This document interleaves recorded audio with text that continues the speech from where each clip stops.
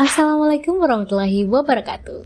Halo sekalian, kembali lagi di podcast ASN bersama saya Reski Rahmawati, peserta Latsar CPNS Unsulbar tahun 2022.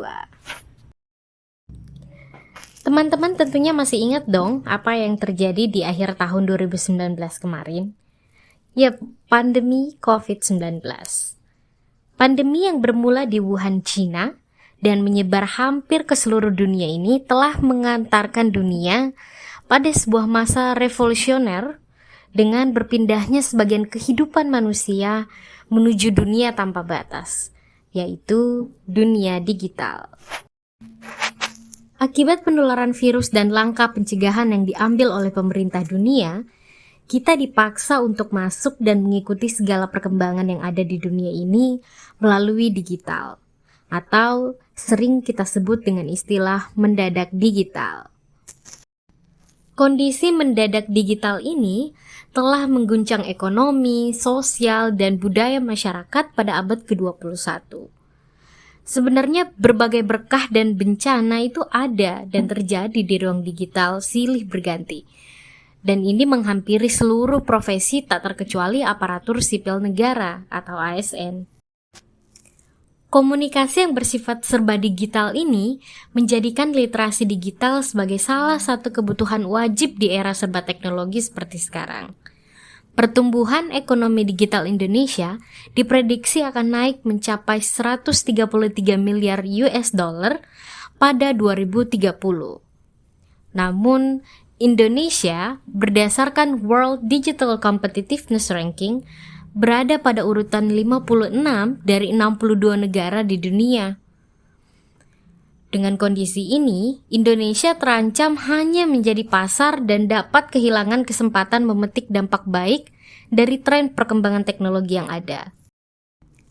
Daya saing digital yang rendah yang disebabkan diantaranya rendahnya digital literasi atau literasi digital juga membuat Indonesia menghadapi sejumlah ancaman, mulai dari penyebaran konten negatif, konten hoax, ujaran kebencian atau hate speech, perundungan, bullying, beragam praktik penipuan, hingga radikalisme.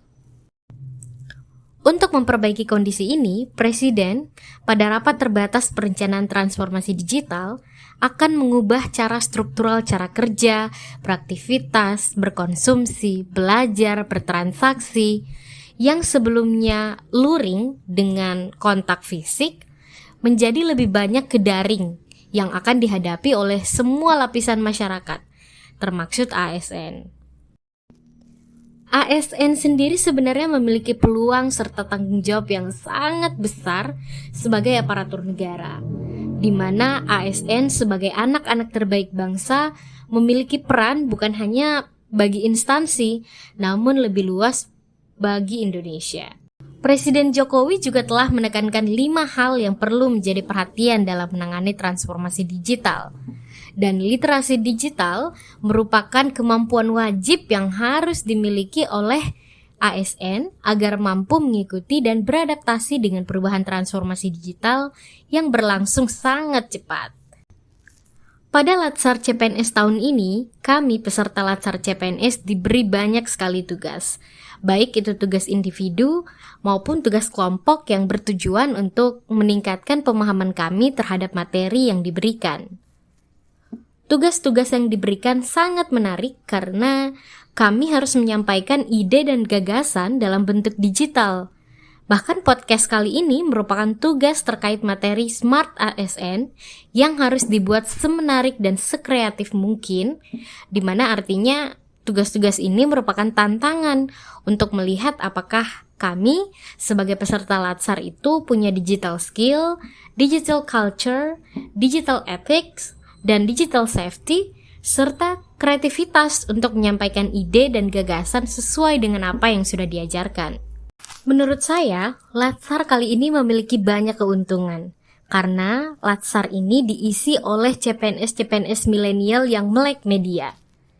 Milenial ASN tentu akan lebih dapat berkontribusi bukan hanya untuk instansi tempatnya bekerja nanti, tapi juga Indonesia secara keseluruhan. Melalui materi Smart ASN yang sudah dipelajari pada Latsar kali ini, kita juga mengetahui bahwa pemerintah sudah berupaya semaksimal mungkin untuk memfasilitasi transformasi digital yang sedang terjadi. Menurut data dari Kementerian Komunikasi dan Informatika Indonesia, pemerintah Indonesia dan perusahaan telekomunikasi telah menggelar jaringan kabel serat optik sepanjang 342.000 km di darat dan di laut. Jaringan ini merupakan tulang punggung atau backbone konektivitas teknologi informasi dan juga komunikasi. Ditambah lagi, ada lebih dari 12.000 km yang dibangun di bawah proyek nasional jaringan Palaparing. Selain itu, upaya pemerataan pembangunan infrastruktur digital yang dilakukan oleh pemerintah Indonesia juga meliputi penggelaran jaringan serat optik backbone, pengembangan jaringan fiber link dan microwave link, peluncuran 9 satelit telekomunikasi, dan pembangunan 559.000 stasiun pemancar sinyal. Nah, kita sebagai ASN milenial tentunya harus bangga dan bersyukur karena upaya ini. Kita sedang berada di exact moment and exact time untuk berkarya, berinovasi, dan mengeksplorasi diri sekaligus menjadi komponen pendorong dalam membangun bangsa yang lebih tangguh dan juga berdaya, simply dengan menerapkan core value ASN berakhlak dan bangga melayani bangsa pada kehidupan kita sehari-hari. Sangat menarik, bukan?